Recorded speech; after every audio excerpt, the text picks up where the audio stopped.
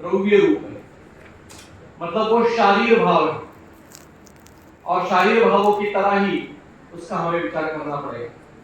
तो एक एक कैरेक्टर्स हम चर्चा करेंगे। आप आपके नोटबुक पे वो कैरेक्टर्स लिख के रखिए।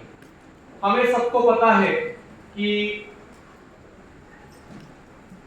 दोष जो है, इसकी व्याख्या अगर किसी को पूछी तो वो बताते हैं दुष्यंती की दोषम, लेकिन ये व्याख्या नहीं है, ये निरुक्ति है। व्याख्या करने के लिए उस लक्षण के, जैसे अगर हमने यहाँ हाथी खड़ा किया और हमने बताया कि चलो हाथी क्या है बताइए, तो अलग अलग व्यक्ति अलग अलग आंखों की पट्टी बांधी है उस व्यक्ति, सारे 8-10 लोग जो है, तो जो 8-10 लोग हाथी के जिस पार्ट को हाथ लगाएंगे उसको उस तरह का बताएंगे। कोई कहेगा हाथी एक खंबे जैसा है, कोई कहेगा हाथी एक पूंछ जैसा है, कोई कहेगा हाथी एक शूर्प जैसा है, पर वो अव्याप्त रहेगा, मतलब संपूर्ण हाथी का वर्णन कोई कर नहीं रहा। आपका पूरा हो जाने दीजिए, फिर मैं शुरू करूं, ठीक है? क्या गप्पे लगाने हैं, क्या चर्चा करनी है, क्या ढूंढना है, इससे क्या बोलना है, पूरा कर लीजिए, फिर मैं आगे शुरू करूंगा, ठीक है?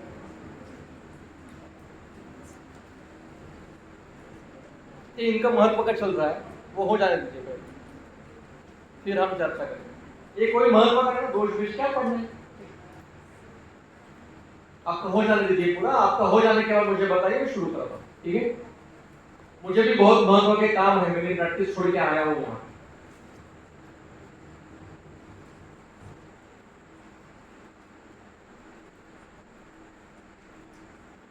हो जाने दीजिए, फिर बताइए मुझे, ठीक है? क्या आपको महत्व के काम है, मैसेज करने हैं, बात करनी है, सब कर लीजिए।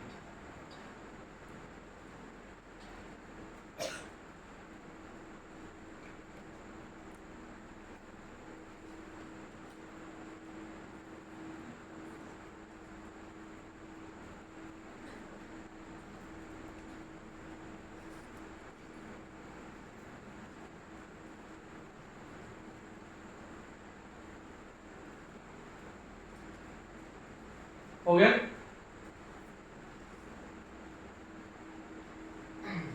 कहाँ गए, क्या बोल रहे?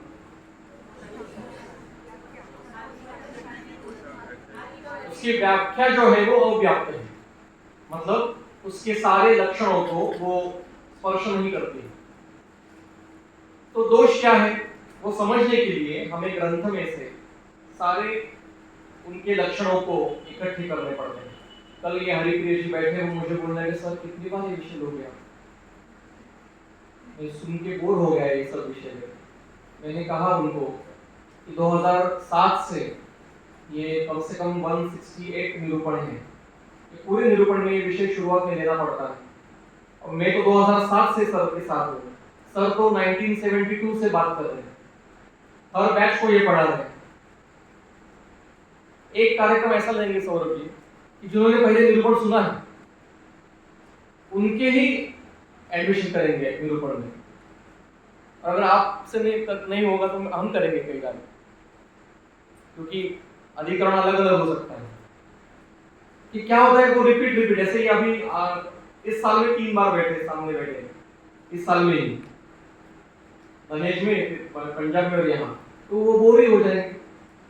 और मैं तो सर के साथ में 12-15 साल से हूँ, सर के कोई विषय बार बार सुने, तो रिपीटेशन नहीं होता है, वो स्थिरीकरण होता है। क्योंकि ये स्किप करके आगे जाएंगे तो आगे के विषय कुछ समझेंगे। तो दोषों के सारे लक्षण धातु के, अभी 2-3 प्रश्न ऐसे पूछे गए मुझे कि विषय पता नहीं, इसलिए प्रश्न आ रहे हैं। सारे लक्षणों को इकट्ठा कर हमें उनकी व्याख्या करनी पड़ती है। दोषों की, धातु की, मलों। 3 दोष है, 7 धातु है, 3 मल है, ये फर्स्ट ईयर बीएमएस तक ठीक है समझने के लिए, बेसिक लेवल पर। और जैसे जैसे आगे की अवस्था में हम जाएंगे, हमें उसका ग्रंथ में क्या करना है, जैसे आज कृष्ण प्रकाश जी ने व्याख्यान दिया, पिन पॉइंट व्याख्यान, ऐसा व्याख्यान जिसको पूरी संहिता समझी है ऐसा व्यक्ति दे सकता है। पूरे संदर्भ को इकट्ठा करके उसको निचोड़ के जिन्होंने पचा लिया है, वही व्यक्ति इस प्रकार का व्याख्यान दे सकता है। तो उस लेवल तक अगर जाना है तो हमें इसको बार बार दोहराना पड़ता है, बार बार दोहराना पड़ता है क्या कहना चाहते हैं। तो एक एक लक्षण हम देखेंगे। पहला लक्षण वो है कि ये शारीर भाव दोष, ये शारीर भाव है, ये एनाटॉमिकली है, ये कोई ओनली फिजियोलॉजिकल कंटेंट नहीं है, ये एनाटॉमी है, एनाटॉमिकल पार्ट है। दूसरा लक्षण उसका जो अभी नारायण जी ने उनके व्याख्यान में बताया कि वो देह संभव हेतु है, नवीन देह की उत्पत्ति करने वाले जो प्रेडोमिनेंट भाव है वो दोष, दोषों के कारण ही नया देह निर्माण होता है। तो डल्लर ने प्रश्न पूछा वहां पे कि अभी तक तो हमने पढ़ा है कि शुक्र शोणित संयोग से गर्भ उत्पन्न होता है, और आप अभी बता रहे हो कि दोष के कारण, दोषों के कारण होता है, कैसे होता है ये? तो उन्होंने कहा, खुद उत्तर दिया है कि जो अविकृत दोष है शुक्र में, पिता के शरीर के अविकृत दोष शुक्र के साधन से, माता के शरीर के अविकृत दोष शोणित के साधन से इकट्ठे होते हैं और नवीन देह की उत्पत्ति करते हैं। इसलिए आप जिन्होंने जो थर्ड ईयर तक गए हैं या सेकंड ईयर का शारीरिक स्थान अगर पढ़ा होगा जाति सूत्रीय, तो विषय आपके सामने आया होगा कि प्रत्यक्ष मैथुन गर्भधारणा के लिए करने से पहले, गर्भधारणा करने के लिए जो मैथुन होता है, अगर माता पिता होना है तो उससे पहले 3 महीने हमें कुछ विशिष्ट आहार लेना पड़ता है। जो पिता होने वाला है उसको एक आहार है, जो माता होनी चाहती है उसको एक आहार बताया है, दोनों को शोधन करने के लिए बताया है, और फिर इस सारे चिकित्सा से दोनों के शरीर के दोष साम्य स्थिति में आ जाए तो फिर मैथुन करके अपत्य निर्माण करने का निर्देश किया गया है। इसका सिद्धांत यहाँ है कि ये क्यों कहा है, क्यों अगर पिता के शरीर के विकृत दोष है, माता के शरीर में विकृत दोष है, तो वही विकृत दोषों से आगे विकृत गर्भ निर्माण होगा। जैसे आजकल होता है, शादी होती है तो शादी से पहले वो सब नोटा करने के लिए घूमना पड़ता है इधर, फिर हर रिलेटिव्स के पास खाने के लिए बुलाते हैं, इधर खाने के लिए जाओ, उधर खाने के लिए जाओ, फिर बैचलर पार्टी होती है, उसमें मद्यपान होता है, मांसाहार होता है, फिर शादी होती है, शादी के दिन बाकी सब लोग खाते हैं, केवल जो पति पत्नी होने वाली है उनको खाने के लिए कोई देता नहीं, वो देखते रहते कौन कौन क्या खाना, वो सीट पे खड़े रहते हैं। फिर कभी भूख लगेगी तब बाद में वो खाना खाते हैं, फिर बाद में भी कई दिनों तक वो 4-5 दिन तक वो आज इस भगवान को दर्शन नहीं, कल उस भगवान को दर्शन, ऐसा करते करते घूमते रहते हैं। घर में भी बहुत मेहमान होते हैं तो खाने पीने की बिल्कुल ही होती है, और एक दिन वो गाय उठाकर चल जाते हैं हनीमून। अब दोषों का विचार कुछ नहीं किया गया है, शोधन नहीं किया गया है, संतर्पण हुआ है, आम प्रदोष हुआ है। अगर उस समय गर्भधारणा रह गई तो उस प्रकार का अपत्य पैदा होता है, आम प्रदोष से उत्पन्न होना अपत्य निर्माण, तो फिर जन्मजात विकृतियां वहां उत्पन्न होती। इसलिए आयुर्वेद कहता है कि अगर अच्छी संतति चाहिए, बलवान संतति चाहिए, विकृत संतति नहीं चाहिए, तो प्रत्यक्ष गर्भधारणा करने के लिए जो मैथुन है उससे पहले कम से कम 1.5 महीने से 3 महीने, कल इस विषय पर एक हमारी मैडम है वो विस्तार से विषय रखने वाली है, 3 महीने तक परहेज कम से कम करना चाहिए, तो ही वो विकृत दोष दूर हो जाते हैं। तो दूसरा कैरेक्टर है दोष, ये देह संभव की उत्पत्ति के हेतु है। तीसरा, चरक में से अभी सूत्र स्थान का 9वां अध्याय निकालेंगे, सॉरी 20 नंबर का अध्याय महारोग है, उसमें 9 नंबर का श्लोक।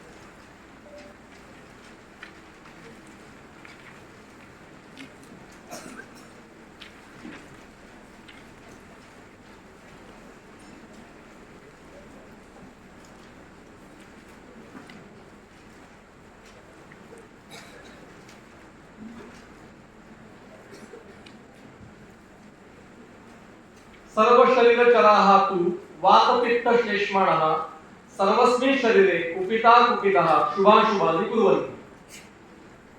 सूत्र मिल गया सबको? सर्व शरीर चराः वात पित्त श्लेष्माणः, बहुवचन है, 3 दोष। वात पित्त श्लेष्मा ये क्या कैसे है? सर्व शरीर चर है। सर्व शरीर में चर मतलब गति करने वाले, संचरी अवस्था में, कभी भी एक जगह पे ये रुकते नहीं है, सदैव गतिमान है। ये मुद्दा समझने के लिए थोड़ा समय जाएगा। एक और इसके इस विषय के और 2 संदर्भ देखते हैं, फिर इसके ऊपर विवेचन करेंगे। दूसरा संदर्भ है विमान से। मेरे पास एक्चुअली पीपीटी है पर मैं दिखाना नहीं चाहता हूं क्योंकि हमें ढूंढने की आदत लगनी चाहिए। संदर्भ विमान स्थान का अध्याय 5वां। कई लोग पीछे ऐसे हैं कि ना कागज है, ना पेन है, ना संहिता है, कुछ नहीं है। शायद वो एक कंठस्थ हो गए, वो सुन के कंठस्थ करने वाले लोग होंगे, केवल श्रुतधर होंगे। श्रुतधर है ना, इसका लेखन का कर्म बताया ना कि केवल सुनने से वो कंठस्थ हो जाता है। ऐसे लोग पीछे यहाँ बैठे हैं, केवल सुनने से ही उनको ज्ञान प्राप्त हो रहा है। देखिए पेज नंबर 250, विमान अध्याय 5।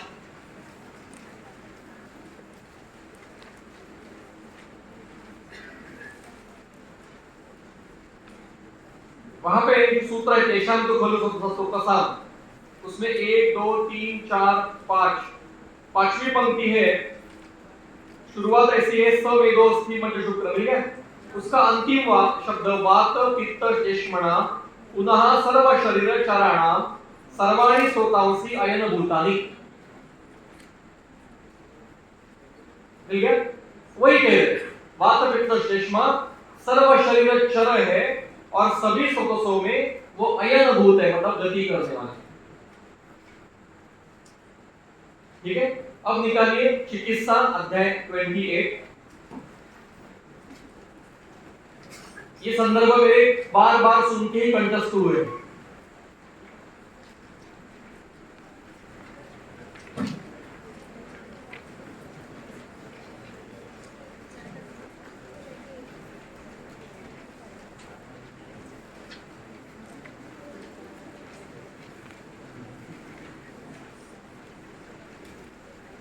उसमें 58 59 नंबर का श्लोक है,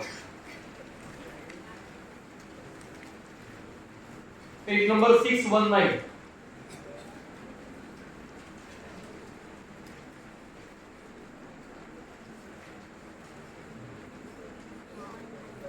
मिल गया?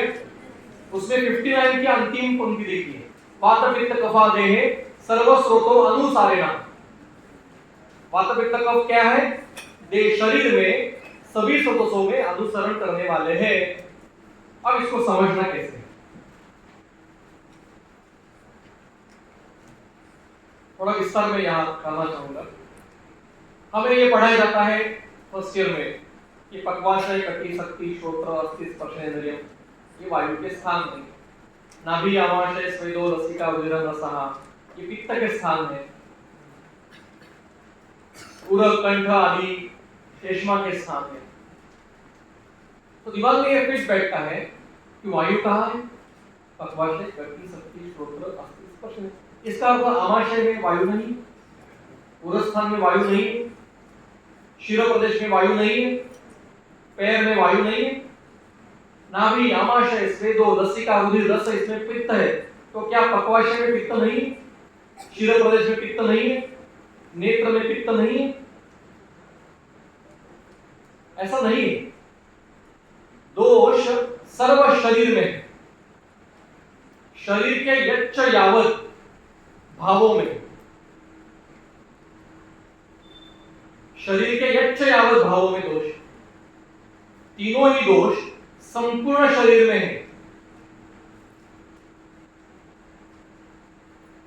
अब ये कह रहे दोष सर्व शरीर चर है, मतलब संपूर्ण शरीर में वो गति करते हैं। दोषों की उत्पत्ति कहां होती है, कोई बताएगा?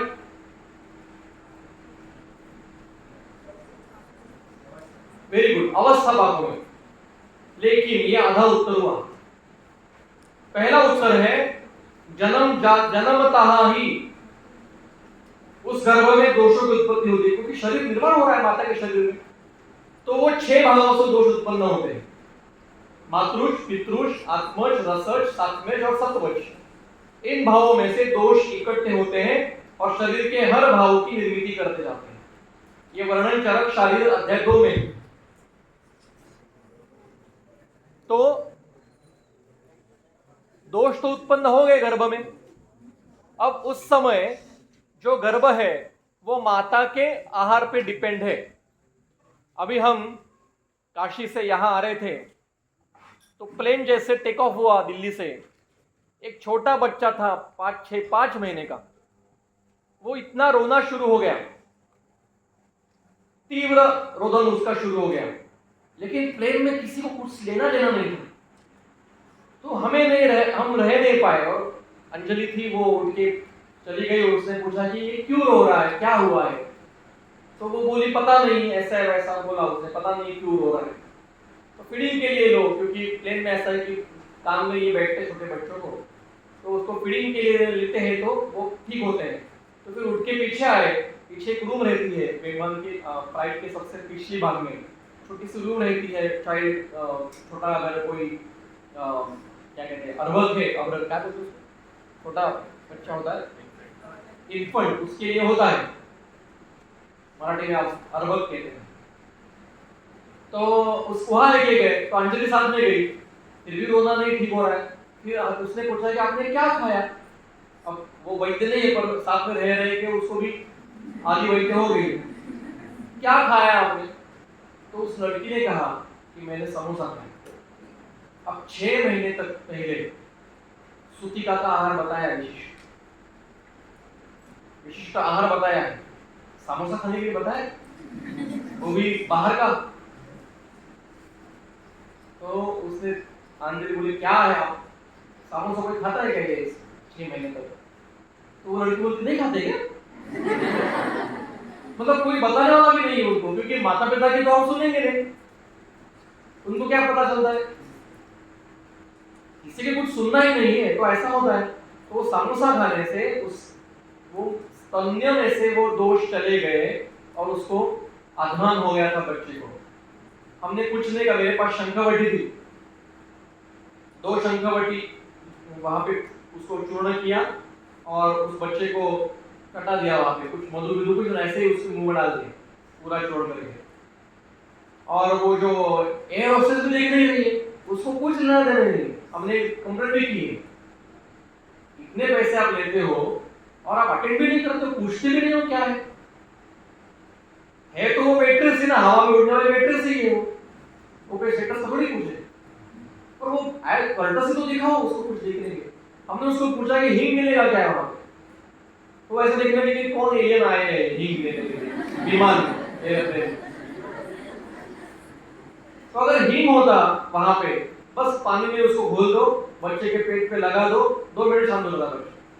तो शंखवाड़ी जैसे चटाई उसको सो गए। हमारे पास मेडिसिन चाहिए हमारे आयुर्वेदिक, तो शंखवाटी इमरजेंसी मेडिसिन की तरह ही काम करेगा वहां।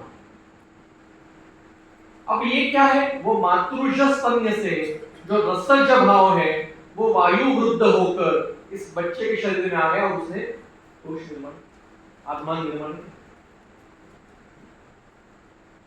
तो एक दोष माता के शरीर में उत्पन्न होते हैं और जब तक माता के स्तन्य पर डिपेंड है तो माता से दोष की उत्पत्ति वहां आती है।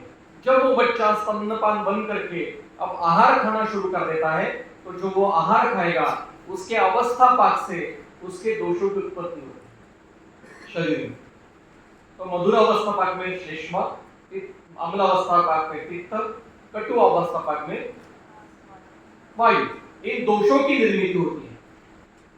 इस पर विस्तार अभी मैं नहीं करूंगा, वो अगला विषय, कल का समय मुझे मिलेगा तो कल के विषय में कल मैं बता दूंगा, नहीं समय मिलेगा तो आप बाद में जब मिलेंगे तब बताएंगे।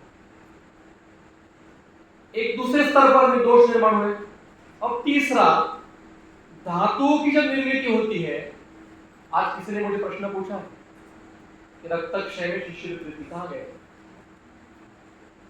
कहाँ गए वो? गायब? हाँ, रक्तक्षय में शिशिर वृद्धि क्यों है? प्रश्न समझा आपको? उसका उत्तर इसमें है। जब धातु निर्मिति होती है तो धातुओं के परिणमन में मलस्वरूप दोषों की निर्मिति होती है। रस के परिणमन में मलस्वरूप कफ निर्माण होगा, रक्त के परिणमन में मलस्वरूप पित्त निर्माण होगा, और आगे के परिणमन में मलस्वरूप वायु निर्माण होगा, और फिर ये मलस्वरूप है पर वो दोषों की तरह है, उसको कफ दोष कहते हैं। ये तीनों मिलके शरीर के दोषों की परमाणु हर जगह संचार करते हैं। ये पांचभौतिक परमाणु है। कफ का एक पांचभौतिक पार्थिव आप्य प्रधान पांचभौतिक परमाणु है। पित्त का अग्नि पार्थिव प्रधान पांचभौतिक परमाणु है, और वायु का पृथ्वी वायु प्रधान पांचभौतिक परमाणु है। ये परमाणु है, ये कोई इमेजिनरी नहीं है, और ये सर्व शरीर चर है। शरीर में सदैव गति करते हैं, जहां पे रुकेंगे वहां व्याधि करते हैं। यत्र संगहात् वैगुण्यात् तत्र व्याधि उपजायते। इसकी पहली पंक्ति सुश्रुत का सूत्र है, कुपितानां हि दोषाणां शरीरे परिधावतां, मतलब कुपित दोष मतलब विकृत हुए दोष शरीर में परिधावतां घूम रहे हैं। धावता मतलब संचार कर रहे हैं, और तीसरा संदर्भ मिल गया इसका, शरीर में संचार कर रहे हैं। संचार करते करते करते यत्र संगः ख वैगुण्य, जहां ख वैगुण्य से वो रुकेंगे तो उस प्रकार का व्याधि निर्माण करेगा। शरीर में श्लेष्मा विकृत हुआ है, और शरीर में संचार कर रहा है, वसंत ऋतु में निसर्गता हुआ या दधी खा खा के अपने करवा दिया। अब शरीर में जब तक ख वैगुण्य कहीं नहीं है वो व्याधि नहीं करेगा। अगर रसव में ख वैगुण्य निर्माण हुआ तो श्लेष्मा रुकेगा, प्रमेय करेगा। रक्तवाह में ख वैगुण्य निर्माण हुआ, श्लेष्मा रुकेगा, ऊर्ध्व रक्त पित्त करेगा। मांसवाह में ख वैगुण्य हुआ, श्लेष्मा रुकेगा, तो श्लेष्मा जो मांस प्रदूषक स्वीकार करेगा, मतलब अर्बुद ग्रंथि अधिमांस करेगा, उसमें श्लेष्मा प्राधान्य होगा, लक्षणों में कंडू आदि लक्षण होंगे। वो शुक्रवाह में जाके ख वैगुण्य रुकेगा तो श्लेष्मा के शुक्रवाह के व्याधि निर्माण करेगा। वो अगर लसिकावाह में जाके बैठेगा तो लसिका के श्लेष्मा के व्याधि निर्माण करेगा। अगर वो एसीटीएच वह स्रोत में जाके बैठेगा तो एसीटीएच वह जो स्रोत है, थोड़ा गलत सुना कुछ आपने? तो गलत सुना? एसीटीएच का भी स्रोत है, स्रोत ढूंढ लेने वाले हैं, समय मिलेगा तो परसों। हर भाव के स्रोत है, तो एसीटीएच में वह स्रोत में श्लेष्मा के व्याधि करेगा। अगर इंसुलिन वह स्रोत में जाके बैठेगा तो श्लेष्मा जब डायबिटीज निर्माण करेगा। डायबिटीज और प्रमेह एक व्याधि नहीं है, डिफरेंट व्याधि दोनों। तुलना मत करो, बंद कर दो तुलना। प्रमेह ये मूत्रवाह का व्याधि है, डायबिटीज ये अन्नवाह का व्याधि। डायबिटीज में केवल अवस्थापात ठीक करो, 1 साल में डायबिटीज ठीक होता है विदाउट एनी मेडिसिन। मेरे पास पेशेंट है, मैं डायबिटीज की बात कर रहा हूँ। डायबिटीज में कहीं लिखा है रक्ते शर्करां वर्धयति? सॉरी, प्रमेह में बताया है कहीं रक्ते शर्करां वर्धयति, टेस्टम कारयेत्, फास्टिंग रक्ते शर्करां वर्धयति? क्या बताया? अपान काले रक्ते शर्करां वर्धयति, भोजनोत्तर शर्करां वर्धयति? क्या बताया?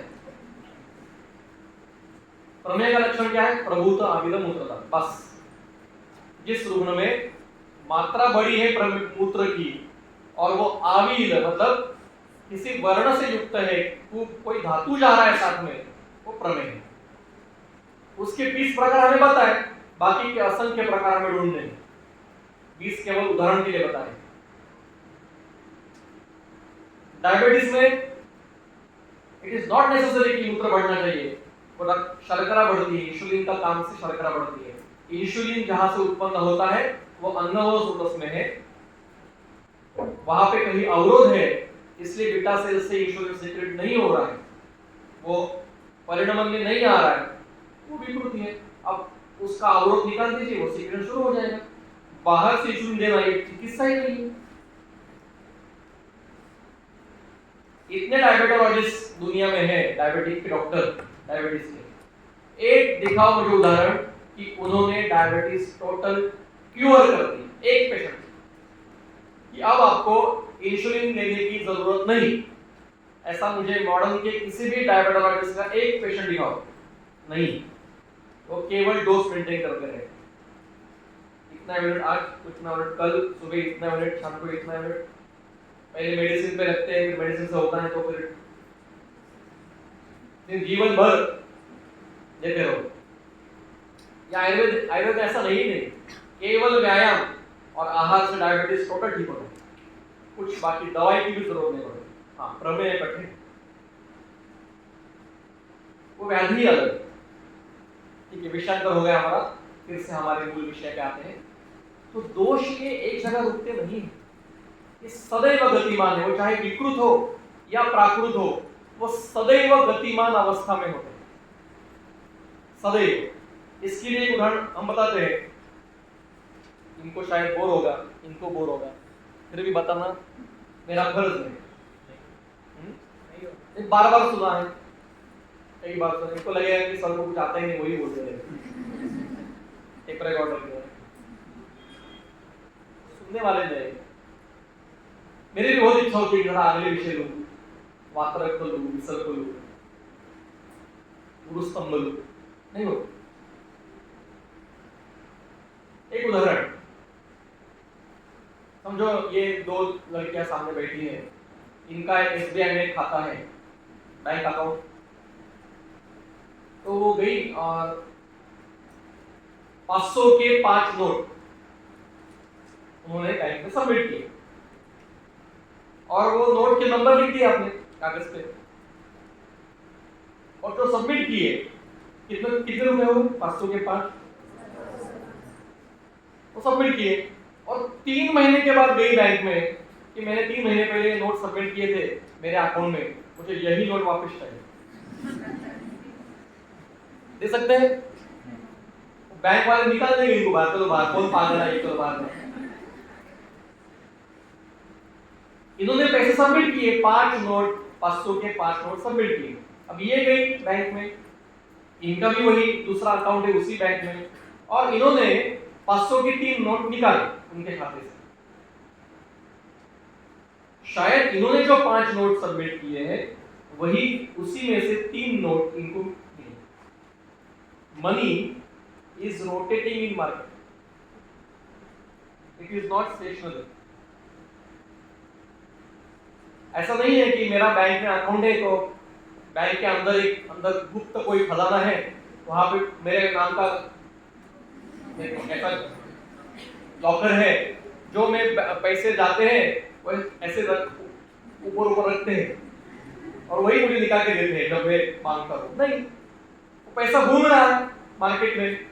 अब जो ऐसा पड़ा रहता है लीन की तरह, लीन दोष, उसको ब्लैकमेलिंग कहते हैं। जो घूम नहीं रहा है, अटक गया है किसी के बेसमेंट में, किसी के घर में, गद्दी के नीचे, वॉल के अंदर, जो पैसा पड़ा है उसको ब्लैक मनी कहते हैं, लीन दोष है, उसको निकालना पड़ता है नोटबंदी करके,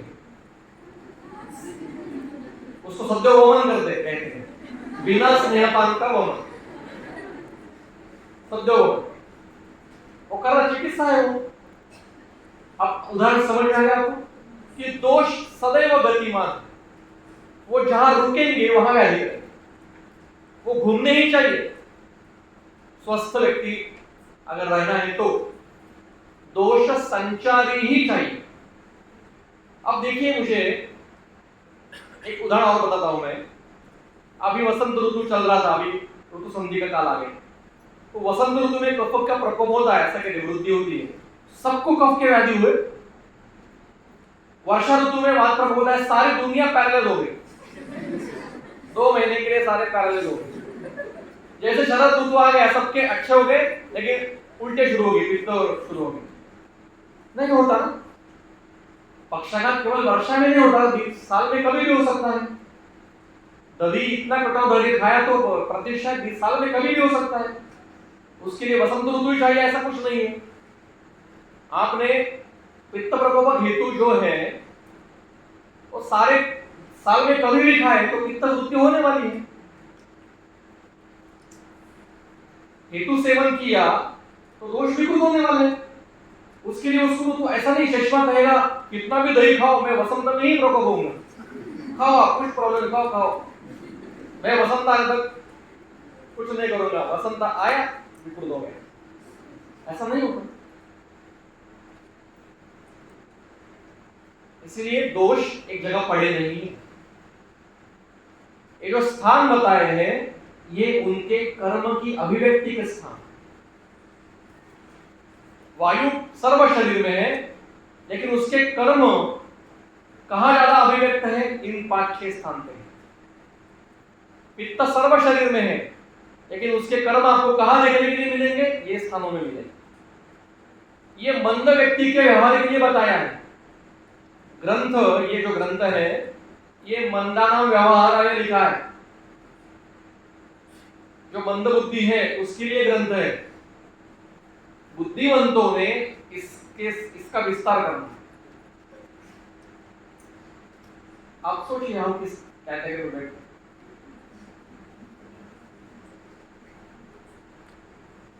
यहां तक समझ में आ गया? दूसरा 2-3 कैरेक्टर आपके हो गए। चौथा शारीर 7वां अध्याय सूत्र 15।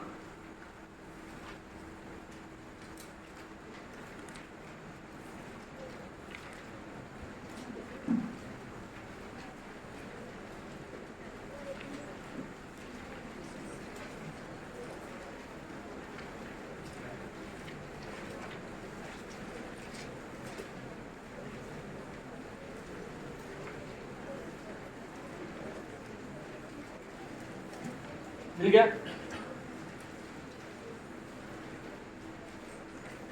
17 7/70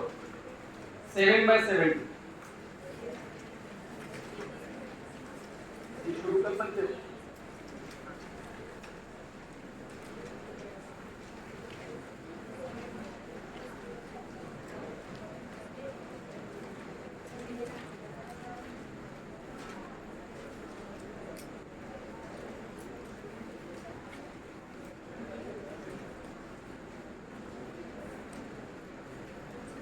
थोड़ा कम करो तो हम उड़ जाएगा हम चाहिए। मिल गया? शरीर अवयवाहातु परमाणु भेदेन अपरिसंख्या भवन्ति। इसका अर्थ ऐसा है शरीर के सारे भाव पदार्थ ये परमाणु स्वरूप में होते हैं। तो दोष कैसे है? परमाणु स्वरूप में। धातु कैसे है? परमाणु स्वरूप में। मल कैसे है? परमाणु स्वरूप। तो परमाणु इकट्ठे होकर उनको स्थूल स्वरूप मिलता है। अब थोड़ा विस्तार में यहां धातु के स्वरूप में करूंगा। रसक मतलब प्लाज्मा, रक्त मतलब ब्लड, मांस मतलब मसल, मेद मतलब फैट, मज्जा मतलब बोन मैरो, अस्थि मतलब बोन, शुक्र मतलब सीमेन। ये जिनके दिमाग में है वो जितनी जल्दी ये दिमाग से निकाल दोगे उतना जल्दी आएगा, समझे? रक्त इज नॉट ब्लड। ये भाषांतर व्यवहार में ठीक है। आयुर्वेद में रक्त धातु जो है वो अलग, वो द्रव्य रूप बताया। सबने विषय आई थिंक आपने रखा है विषय रक्त का, द्रव्य रूप और धातु रूप। हाँ। तो रस क्या है? रस ये पार्थिव आप्य प्रधान स्निग्धादि गुणों वाला एक परमाणु है शरीर में, जो आहार रस से प्रथम स्तर पर निर्माण होता है। उसके बाद में रक्त क्या है? आग्नेय पार्थिव परमाणु जो जीवन कार्य करता है। जीवम नयति त्रिणनम जीवनम लेको कार्य है। तो जितने जल्दी आप इसको मॉडल से कोरिलेट करना बंद कर दोगे उतनी जल्दी आपको समझेगा। अब अस्थि का कोरिलेशन बोन से करने से क्या गड़बड़ होती है कि उसके विकृति तक हम जाते ही नहीं, जा ही नहीं सकते। अस्थि ये परमाणु स्वरूप शरीर भाव है धातु, ये जब समझ में आता है तो उसकी विकृतियां समझ में आती है।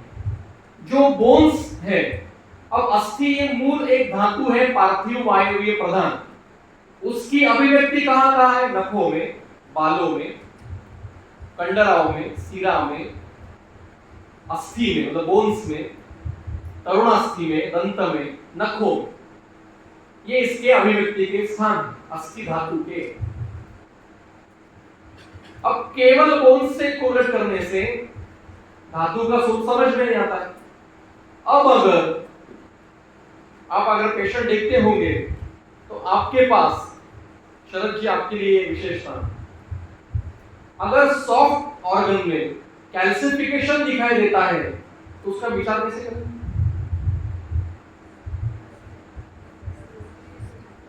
वहां कैल्सिफाइड होने के लिए अस्थि धातु कहां से आए, बोन्स कहां से आए? मतलब अस्थि कहां है? दोष धातु मलम मूलम ही शरीरम। अस्थि धातु संपूर्ण शरीर में। अस्थि धातु का कार्य क्या है? धारण। शरीर का हर अवयव अपनी जगह पे धारण करके रखना, ये अस्थि धातु का कार्य है। मैं बोन्स का नहीं कह रहा, अस्थि धातु का। आंत्र अपनी जगह रहना, गुदा अपनी जगह रहना, गर्भाशय अपनी जगह रहना, जिह्वा अपनी जगह रहना, कर्ण अपनी जगह रहना, ऐसे सारे अवयव अपने जगह पे रहने का जो कार्य है वो अस्थि धातु का है। अब जब अस्थि धातु द्रव्यता गुणतः कर्मतः क्षीण होता है तो धारण कर्म का क्या होगा? क्षय होगा और प्रोलैप्स दिखेंगे। अब अस्थि ये आश्रित किसका है? वायु का। और जब अस्थि क्षय होता है तो वायु वृद्ध होता है, और जो वायु क्षीण होता है तो अस्थि वृद्धि होती है। सुना होगा आपने। अब भ्रंश मतलब प्रोलैप्स, ये वातु वृद्धि में लक्षण है कि नहीं?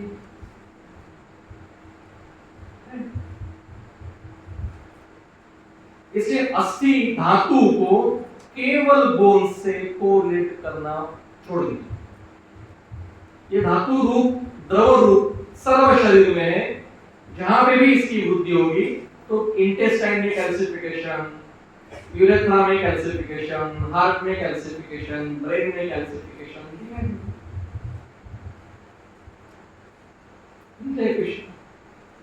अब रक्त मतलब ब्लड नहीं है। जिसको आज ब्लड कहते हैं, जो हम निकालेंगे, समझो सिरावेद से निकाला, तो उसका जो वर्ण है वो रक्त धातु के कारण है।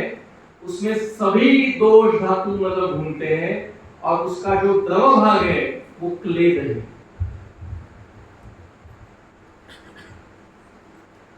जो ब्लड कहते हैं वो ब्लड में सभी धातु रहते हैं ना।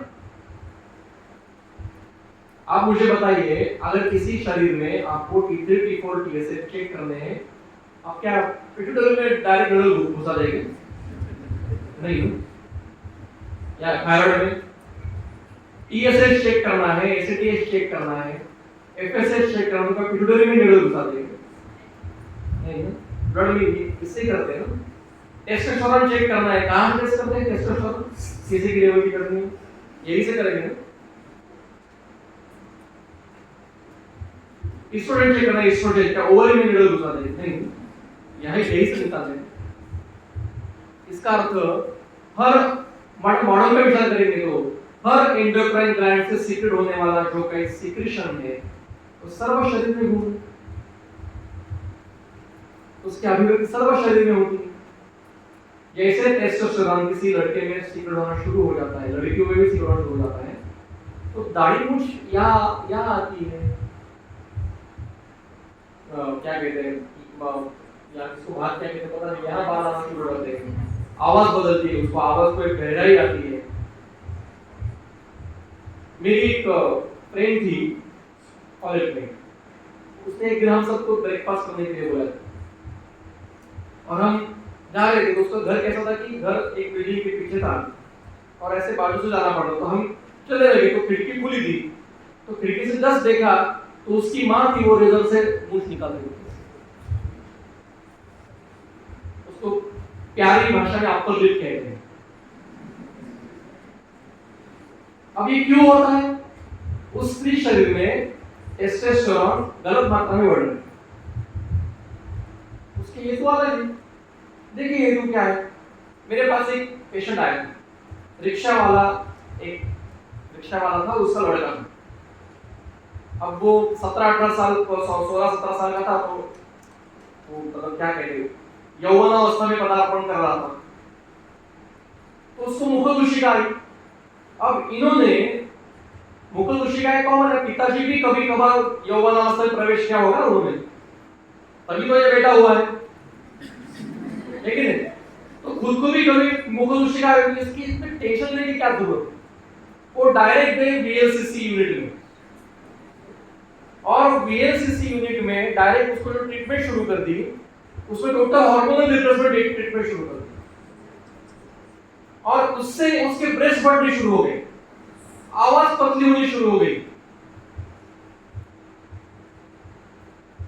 घबरा गए ये, ब्रेस्ट में से पानी आना शुरू हो गया उसके। फिर आए दौड़ते दौड़ते, आप कुछ करो। पहले सब इधर उधर करके देखेंगे, कुछ नहीं हुआ तो आप करके दिखाओ। तो मैंने कहा पहले क्यों नहीं आता? व्यापक लेके क्यों आते हो? डायरेक्ट आओ ना हमारे पास। तो 7 दिन में हुआ पेशेंट, 7 दिन में क्या द्रव्य दिया पता है आपको? त्रिफला त्रिकोटु मुस्ता, बस इससे भी हुआ। कुछ नहीं करने की जरूरत पड़े, कुछ बड़े बड़े द्रव्य लेने की जरूरत नहीं पड़ती। जैसे सर ने बताया ना, एक शार्प शूटर मेरे क्लिनिक में आओ कभी, you will not found not more than 25 drugs. ज्यादा द्रव्य है ही नहीं मेरे पास। मेरे पास एक लड़का आया था एक बार सीखने के लिए, नाम नहीं बताऊंगा, पता है सबको, मतलब जो मेरे से जुड़े हुए पता है। तो 2-3 दिन होने के बाद में उसने मुझे धीरे से पूछा, सर आपका अगर चाहिए तो द्रव्य गुण का अध्ययन शुरू कर सकते हैं साथ में, क्योंकि वो सेकंड ईयर में था। कोई द्रव्य उसके फ्रेश पॉइंट था, उसको लगा सर को आता ही नहीं, 4-5 द्रव्य पता है, वही हर एक पढ़े रिपीट कर रहे हैं, ज्यादा पता ही नहीं। तो उन्होंने पूछा सर हम अध्ययन कर सकते हैं? मैंने कहा अच्छा ठीक है। तो मैंने उसकी परीक्षा ली थी, मैंने बताया आपके कितने श्लोक कंठस्थ हैं? वो बोला सर अभी 10-15 है। मैंने बोला मेरे 120 वंश से श्लोक कंठस्थ है, मुझे आता नहीं इसलिए देता हूं, मैंने मुझे जरूरत ही नहीं। 25 द्रव्यों में मेरी पूरी प्रैक्टिस होती है, प्रतिशय से लेकर मल्टीपल प्रोसेसिंग इन ब्रेन, उसमें भी होता है। उसमें कोई मंगल ग्रह से दवाई मंगानी नहीं पड़ती। त्रिफला त्रिकोटु मुस्ता से पेशेंट पूरा ठीक हो गया 7 दिन में, कुछ नहीं करना पड़ता। ये क्या हो रहा है? हार्मोनल रिप्लेसमेंट से ये गलतियां हो रही है। तो ये दोष धातु मलों का विचार अत्यंत महत्वपूर्ण। जो ये समझता है ना, वो दुनिया में कहीं पर भी कोई भी रोग देख सकता है, ज्यादा इधर उधर करने की जरूरत नहीं।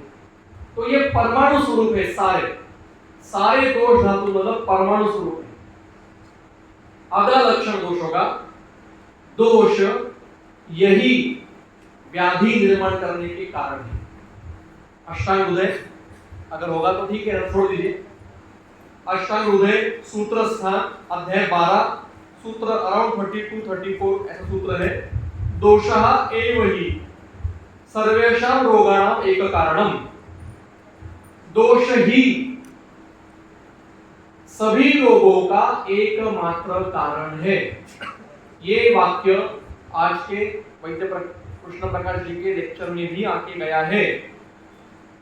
दोष ही, और सॉरी नागराज सर के लेक्चर में आके गया, दोष ही सभी व्याधियों का एकमात्र कारण है। अब नीचे व्याधि के बारे में आप समझ सकते हो। दोष का आगंतु में भी निकले अध्याय नंबर 20 सूत्र स्थान का अध्याय नंबर 20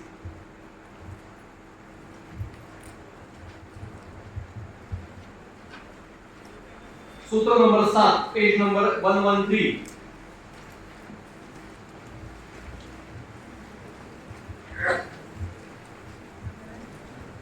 जो बिना चरक के बिना कागज के बैठे हैं उनकी मैं अलग परीक्षा लेने वाला हूं। मुझे पता है कौन। आपको मुझे संदर्भ बताने पड़ेंगे। ठीक है, तो ही सर्टिफिकेट मिलेगा। ठीक है, सूत्र है आगंतु ही व्यथा पूर्वम। आगंतु व्याधि में क्या होता है, पहले व्यथा होती है, मतलब शूल, कंडू, दाह आदि कुछ भी, बर्न हुआ वो भी आगंतु है। दोषों के लक्षणों मतलब पहले व्यथा है, कुछ तो व्यथा है। शूल भी कई प्रकार का है, तोदवत, भेदवत वगैरह वगैरह। कंडू या दाह इसमें से कुछ होगा। बाद में जघन्य मतलब इसके बाद, जघन्य मतलब इसके बाद वात पित्त श्लेष्मणा वैषम्यम आपादे, फिर दोषों का वैषम्य। आपको लगेगा कि सर क्यों इतना बेसिक बेसिक बता रहे हैं, पता है अगर आपको थोड़ा और डेप्थ में जाना है आगे तो ये पढ़ना ही पड़ेगा। अगर पित्त कला कली और कफ कला कली सुनना है और पचाना है तो ये पहले सुनना ही पड़ेगा। मैं तो नहीं समझी,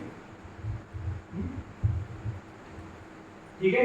तो पहले आगंतु में व्यथा होती है, तलवार से काट डाला या कोई एसिड फेंक दिया तो पहले जलन होगी या व्रण होगा, ये केवल लक्षण है, व्यथा है। लेकिन जब वहां पे दोषों की दृष्टि होगी, वैषम्य होगा, तो उसको आगंतु व्याधि कहा जाएगा। मतलब आगंतु व्याधि होने में भी, संप्राप्ति होने में भी दोष ही कारण है। ठीक है, अब इसी अध्याय में सूत्र नंबर 4 देखिए क्या कह रहे, मुखानीतु, मुख का टीका देखिए, मुखानीति कारणानि, हेतु, हेतु का पर्याय है मुख, यहाँ मुख शब्द हेतुवाचक है। आगंतु के हेतु क्या क्या होती है, नख, दर्शन, वदन वगैरह वगैरह वगैरह। अंतिम लाइन पढ़िए, निजस्य तु मुखम, निज व्याधि के कारण क्या है, वात पित्त श्लेष्मणा वैषम्यम। दधि सेवन से प्रतिशय नहीं होता है, दधि सेवन से कफ प्रकोप होता है और कफ प्रकोप से प्रतिशय। आहार विहार ये दोष विकृति के हेतु है और दोष विकृति से व्याधि होती है।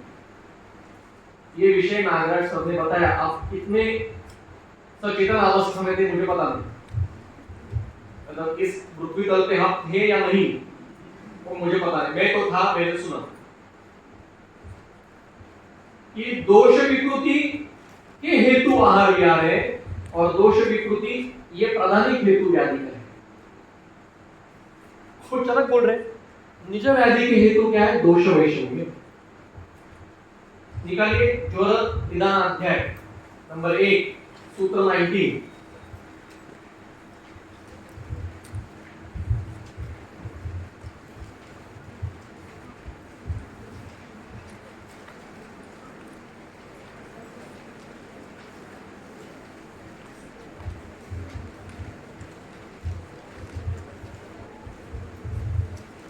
निकालो।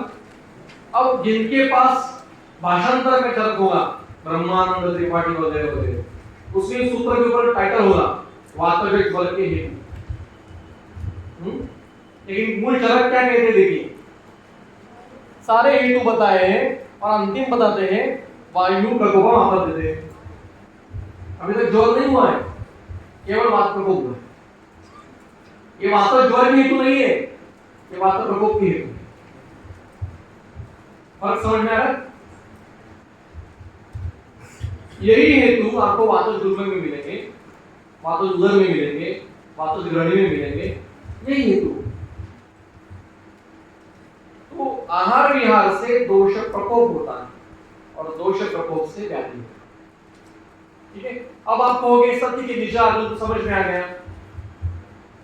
What about congenital diseases, hereditary diseases, वहां दोषों का क्या संबंध है? निकालिए चरक शारीर अध्याय 4 सूत्र आई थिंक 32 में देखता हूं, 4/30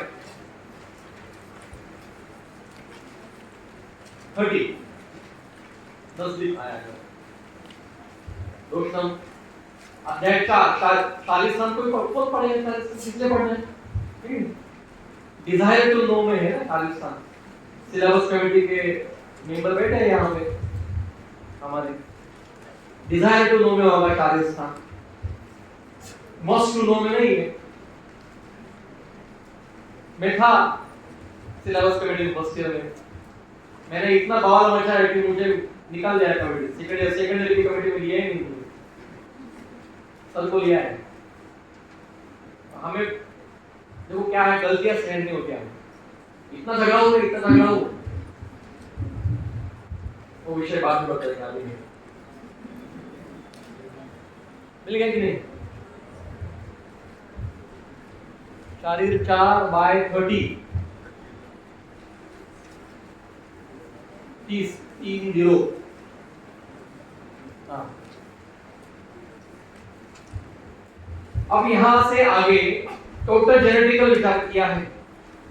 चरक शारीर के पहले 4 अध्याय is nothing else Ayurvedic genetics, उसका वर्णन है। तो क्या कहते हैं, यदा स्त्रियः दोष प्रकोपण उक्तानि आसेवमानायाः दोषः प्रकुपितः शरीरम् उपसर्पन्तः शोणित गर्भाशयो उपपद्यन्ते न च कार्स्तेन शोणित गर्भाशयो दूषयन्ति तदेयं गर्भं लभते स्त्री तदा तस्य मातृजानाम् अवयवानाम् अन्यतमो अवयवो विकृतिम् आपद्यत एको अथवा अनेके यस्य यस्य अवयवस्य बीजे बीजभागे वा दोषः प्रकोपम् आपद्यते तम तम अवयवम विकृतिम् आपद्यते। जो माता है, जो गर्भिणी है, उसने जिस दोष प्रकोप हेतु सेवन किए हैं उस पुरुष के मातृज अवयव दृष्टि से युक्त होंगे। वो दोष प्रकोप के कारण हो रहा है। तो कुलज विकार, जेनेटिकल डिसीजेस, हेरिडिटरी डिसीजेस इसके कारण होते हैं। मेरे पास अभी 17 बच्चे पेशेंट ऐसे हैं जो डायबिटीज टाइप 1 पेशेंट है। यू नो डायबिटीज टाइप 1 सुना है? और सभी का कॉमन हेतु मिला है, उनकी माताओं ने गर्भिणी अवस्था में जी भर के दही सेवन किया है। ये मॉडर्न डाइटिशियन से बताते हैं, रोज 2 चम्मच या कटोरा भर के दही खाना चाहिए, कर्ड खाना चाहिए गर्भिणी में। मॉडर्न डाइटिशियन बताते हैं, उसमें कुछ मिलता है वगैरह वगैरह बताते हैं। एक कफ प्रकोपक है, डायबिटीज उत्पन्न करेगा बच्चे में। एक ही स्त्री है, 2 बेटे हैं, जिस बेटे के गर्भावस्था में दही खाया है उसको डायबिटीज हुआ है, और जिस बेटे के गर्भावस्था में दही नहीं सेवन किया है उसको डायबिटीज नहीं है। तो स्वस्थ बच्चा है। क्यों?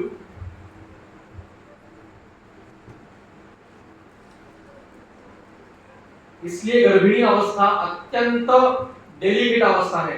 और आज कुछ भी चलता है, मद्यपान करते हैं, धूम्रपान करते हैं, गर्भिणी अवस्था में भी मांसाहार चलता है, बाहर का सब मिसल, वड़ा पाव, समोसा, पिज्जा, बर्गर, तो बच्चा भी बर्गर ऐसे होगा है।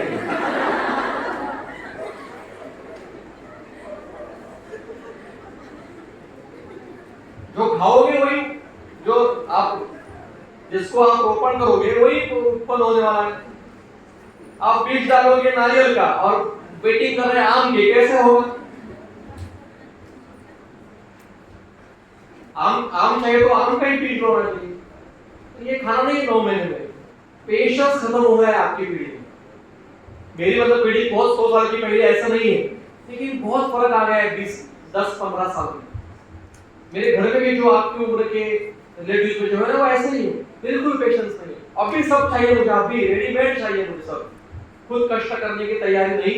और थोड़ा सा इधर उधर हो गया, एक हाथ ब्रेकअप हो गया तो लगे अब जीने में कोई मजा नहीं रहेगा वगैरह। और मेरे बैच में ऐसे मेरे मित्र थे कि मतलब हृदय के टुकड़े नहीं, दिल के टुकड़े होते ना, टुकड़ों के भी चूर चूर हो गए, इतने ब्रेकअप हुए, फिर भी मजे में जी रहे। पेशेंस नहीं है आप में, बिल्कुल पेशेंस नहीं। 9 महीने नहीं खाना है कुछ इधर उधर का, क्या फर्क पड़ेगा? आगे का जीवन है ना, जो पथ्य बोला है वो करो। मंदिर के प्रांगण में बैठे हैं और गले लगा के बैठे हैं, थोड़े देर रुको, 4 दिन के बाद घर जाने वाले, बैठो, क्या गले लगा के बैठना है? यही में ऐसा बैठना चाहिए। घर में नहीं समय मिल रहा तो गार्डन में जाके बैठो, हमें क्या दिक्कत है, कोई आपको देखने के लिए यहाँ नहीं बैठना है। पेशेंस चाहिए ना हमें।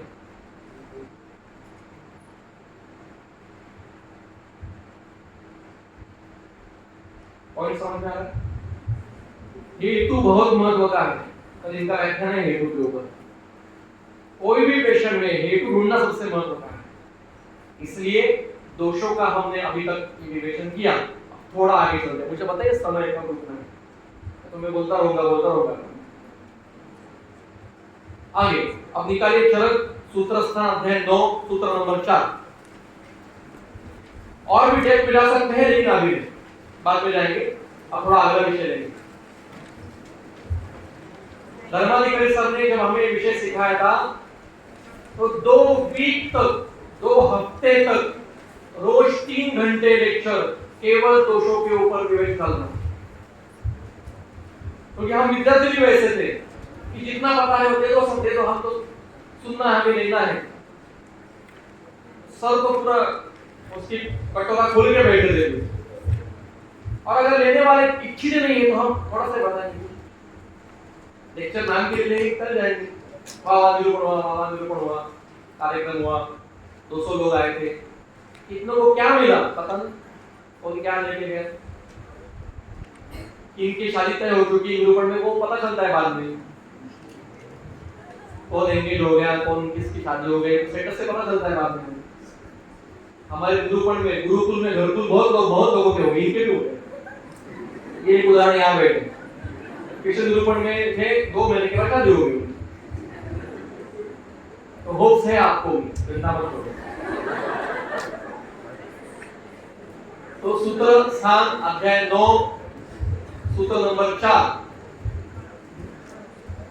विकारो धातु वैषम्यम। विकार की व्याख्या धातु वैषम्य है। अब यहाँ धातु शब्द से केवल आप रसते शुक्र इतना ही अर्थ लोगे तो अब मार्ग भटक जाओगे, इससे चक्रवर्ण टीका पढ़नी। धातु का अर्थ यहाँ क्या है पढ़िए, धातुओ वातादयो रसादयः रज प्रभृता, मतलब वातादि दोष, रसादि उपधातु और रज आर्तव आदि उपधातु, इन सबको धातु कहा जाता है। शरीर का जो भी घटक प्राकृत अवस्था में है उस समय वो धारण कर्म करता है शरीर का, इसलिए उसको धातु कहा जाता है। वात पित्त श्लेष्मा, ये जब प्राकृत अवस्था में रहकर अपने अपने प्राकृत कर्म करके शरीर को धारण करते हैं उनको धातु कहा जाता है। फर्स्ट ईयर ठीक है, धातु का तो रस शुक्र। आगे जाने के बाद हमारी व्याप्ति बढ़नी चाहिए। अब शरीर का जो भी प्राकृत घटक है उसमें किसी भी प्रकार का विकृति आ गई उसको विकार कहते हैं। इतनी बड़ी व्याख्या है। अब क्या हो गया, चरक ने ये बताया 6000 साल पहले। अब वाग्भट और चरक में 3000 साल का अंतर है। वाग्भट ने सूत्र लिखा रोगस्तु दोष वैश्य। क्यों? उनको लगा वाग्भट ये एक ही व्यक्ति आज तक दुनिया में हो गई है जिन्होंने पूरा चरक निचोड़ के पी लिया और पचा लिया, वो वाग्भट है। बाकी जो भी कहेगा वो चरक समझा है, झूठ बोल रहा है। हमारे गुरुजी भी कहते हैं अभी तक कुछ समझा नहीं, हम तो फिर भी झाड़ी की पत्ती है। आज भी हम अध्ययन करते हैं, रोज सर का मुझे फोन एक बार तो आता है और जो वो पढ़ते हैं उसमें से जो उनको अच्छा अलग लगा है वो मुझे बताते हैं, मैं उनको मेरे पढ़ाई से बताता हूँ, चर्चा करते हैं। पूरे कोविड के काल में हमने इतिहास का अध्ययन किया है सबने और मैंने।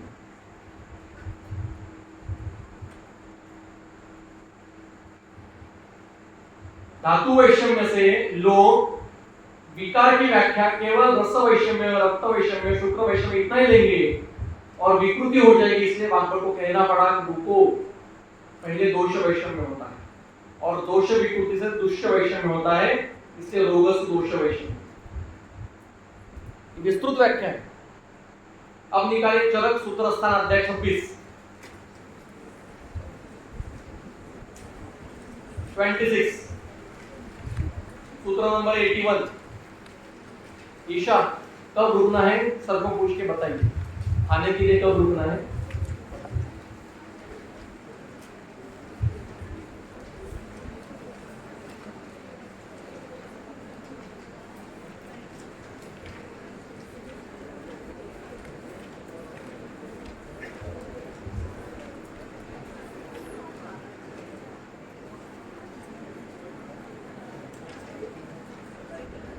मिल गया?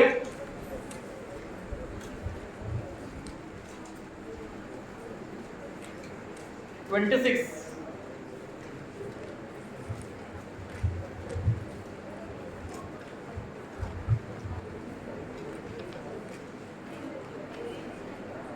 अरे 81 है ना, 81 है।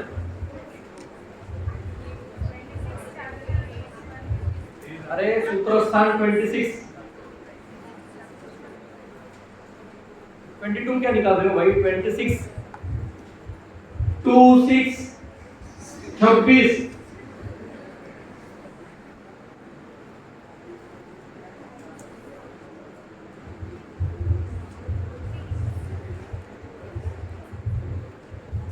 देह धातु प्रत्यनिक भूतान द्रव्याणी, देह धातु भी विरुद्ध की कल्पना है। यहाँ पे समय मिलेगा तो बताएंगे विरुद्ध की कल्पना क्या है। तो नीचे टीका देखिए,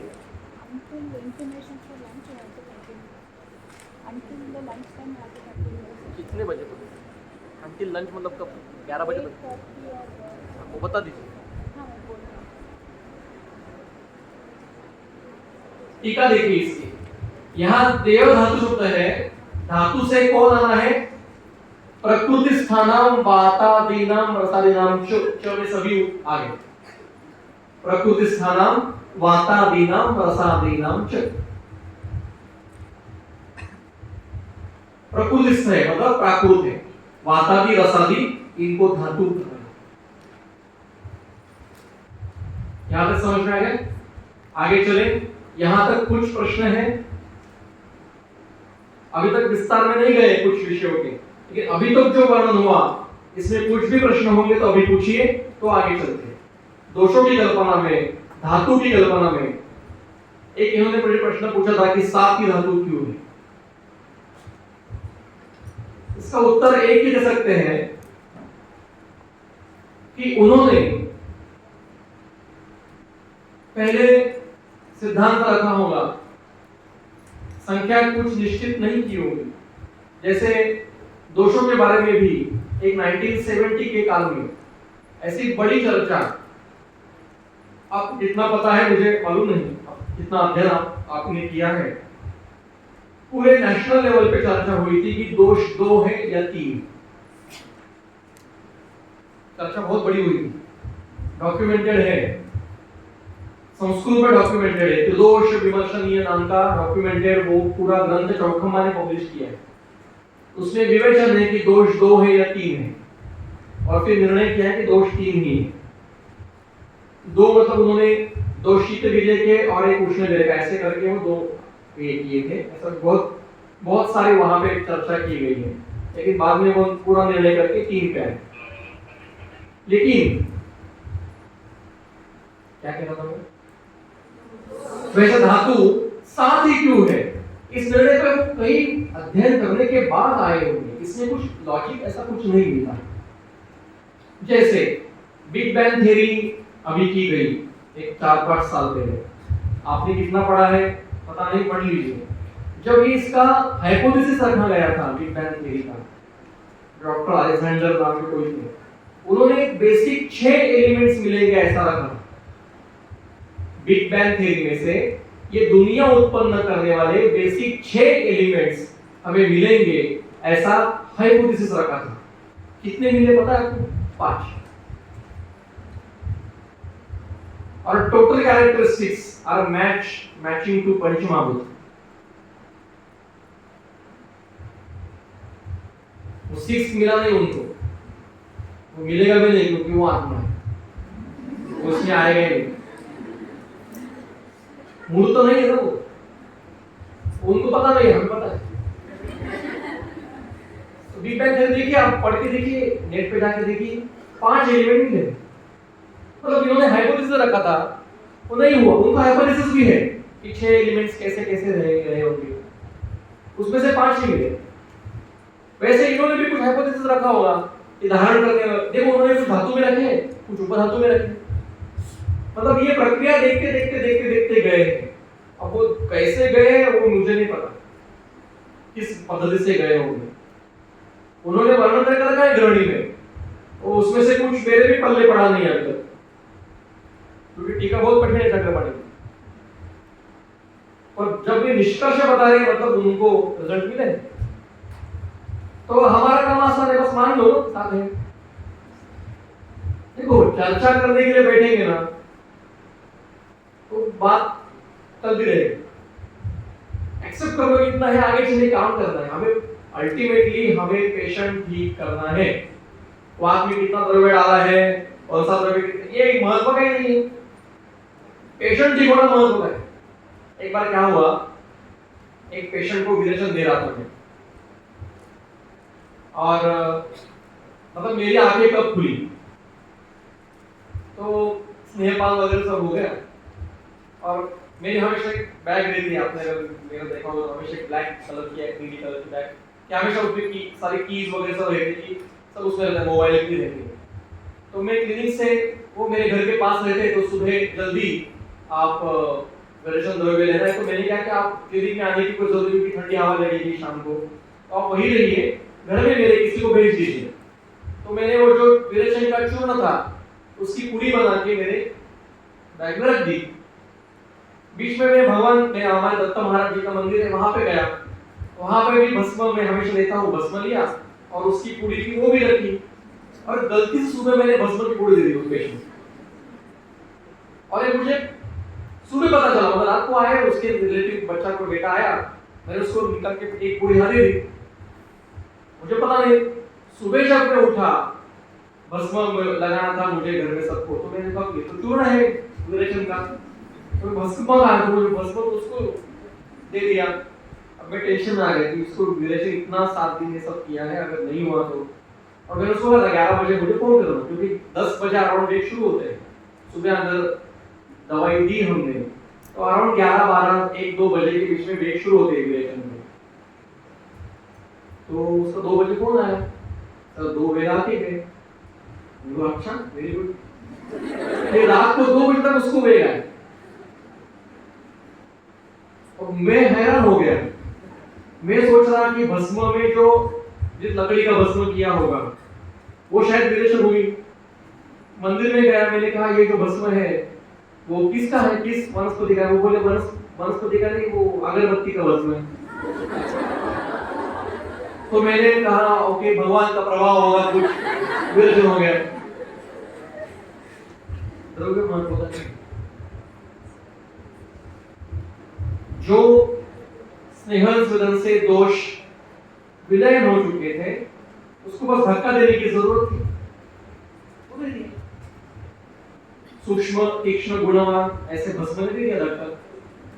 अब इसका मतलब अगरबत्ती के धूप से आप सबको विरेचन नहीं हो रहा, उस पेशेंट में दोष उतने जितने वो निकल गए, वेग जितने चाहिए उतने नहीं आए, पर विरेचन हो गए। इसके लिए जो चर्चा चलती रहती है ना, ऐसा करना है, मैं तो एक ही बात बोलता हूँ, बस पेशेंट ठीक होना चाहिए। Pathy is not important, simple is important. आपका पेशेंट आप आयुर्वेद देते हो या सिद्धांत से प्रैक्टिस करते हो, देखता ही नहीं, वो तो ठीक होने के लिए आया है। आप कुछ भी करो, उसको ठीक होना है। आपको चर्चा करनी है, बाद में पीछे बैठ के करो, पहले पेशेंट ठीक होना चाहिए आपको। ये जीवन का ध्येय होना चाहिए। तो 7 धातु है या 6 या 9 है, मेरे हिसाब से निष्फल चर्चा है। इस चर्चा में जान नहीं, मान लो 7 है, आगे चलो, काम आसान करके रखा है हमारा। फिर भी अगर आपको चाहिए तो बैठेंगे हम चर्चा करने के लिए अभी, ठीक है। अब आखिरी, इस लेक्चर का आखिरी पार्ट, इस